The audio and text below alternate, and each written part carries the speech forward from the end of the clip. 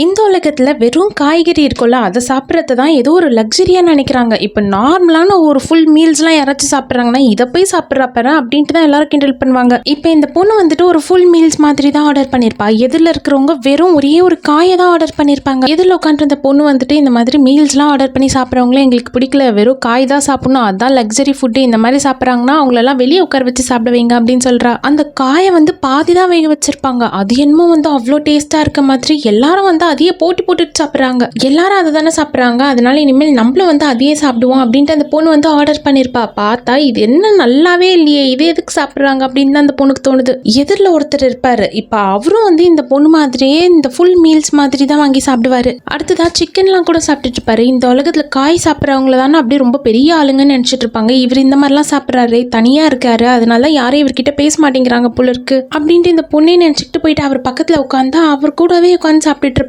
ரெண்டு பேரும் நிறைய ரெஸ்டாரண்ட்ஸ்க்கு போயிட்டு இது மாதிரியே சாப்பிட்றாங்க. ஆனா இவங்க ரெண்டு பேரையும் யாருமே மதிக்கவே மாட்டேங்கிறாங்க தான். எடுத்துட்டு வந்து சாப்பாட்டை சர்வ் பண்றவங்க கூட மதிக்கவே மாட்டேங்கிறாங்க. ஏன்னா அந்த ஒரு காயோட விலை வந்து அந்த மெனு கார்ட்லயே இருக்கிறதுலே ரொம்ப ஜாஸ்தி அதுதான். ஆனா இவ்வளோ நிறைய சாப்பாட்டை ரொம்ப கம்மி விலைக்கு கொடுத்துட்றாங்க. எதனால எல்லாரும் இப்படி மாறினாங்க அப்படின்ட்டு இவங்க ரெண்டு பேரும் பேசிட்டு தான் இருப்பாங்க. இவங்க சும்மா ட்ரெண்டு அது இதுன்ட்டு எல்லாத்தையும் மாத்திக்கிட்டு இருப்பாங்க. இன்னைக்கு வந்து கம்மியா கிடைக்கிற பொருளை வந்து நாளைக்கு ஜாஸ்தியா விலை விற்க உடனே இவங்களும் வந்துட்டு இது ரொம்ப எக்ஸ்பென்சிவான பொருள் போல இருக்கு அப்படின்னு வாங்கி சாப்பிடுவாங்க. அதெல்லாம் நம்ம பார்க்க தேவையில்ல, நம்மளுக்கு எது பிடிச்சிருக்கோ அதை சாப்பிடுவோம் அப்படின்ட்டு யார் இவங்க கிட்ட பேசலனாலும் பரவாயில்ல, இவங்களுக்கு பிடிச்ச சாப்பாட்டையே தான் வாங்கி சாப்பிட்றாங்க.